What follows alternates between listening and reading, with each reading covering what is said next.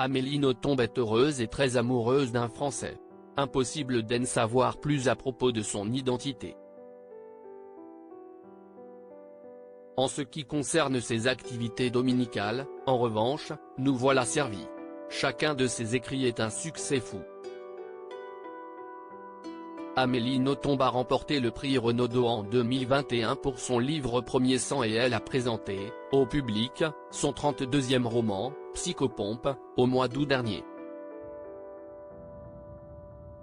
Intarissable sur le papier, la célèbre romancière belge l'est beaucoup moins dans la vraie vie.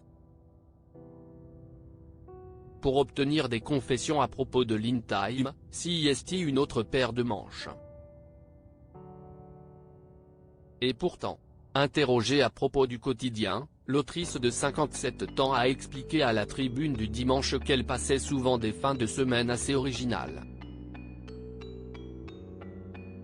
Le dimanche, CIST vraiment le jour où je reste calfeutrée à la maison avec mon compagnon, raconte-t-elle.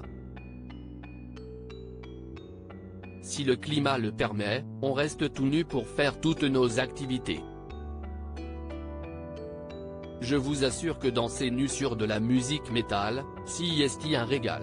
Et, après un énorme bain, on boit la meilleure bouteille de champagne de toute la semaine. Amélie Nothomb, la nationalité française ? Jamais. Elle semble s'épanouir à l'oral comme à l'écrit. Amélie Nothomb est en couple avec un homme bien mystérieux. Tout juste sait-on qu'il est français et qu'ils vivent ensemble à Paris. Ma vie est très difficile mais je suis quelqu'un d'heureux aujourd'hui. Terriblement amoureuse aussi, avouait-elle en 2021 dans les colonnes du Parisien.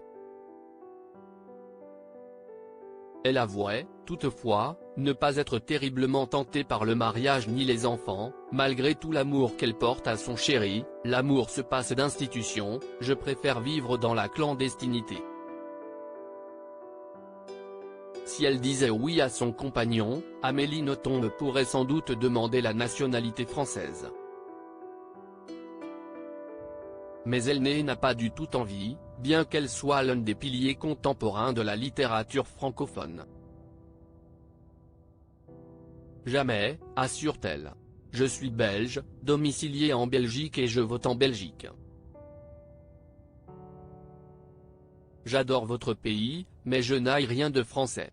J'ai tous les jours l'occasion de me rendre compte à quel point je ne suis pas française. Les débats d'idées à la française me font paniquer. J'ai envie de m'enfuir dans ces moments d'éloquence où le son monte et que je ressens comme des combats. Retrouvez l'interview intégrale d'Amélie Nothomb dans la Tribune du dimanche du 31 décembre 2023.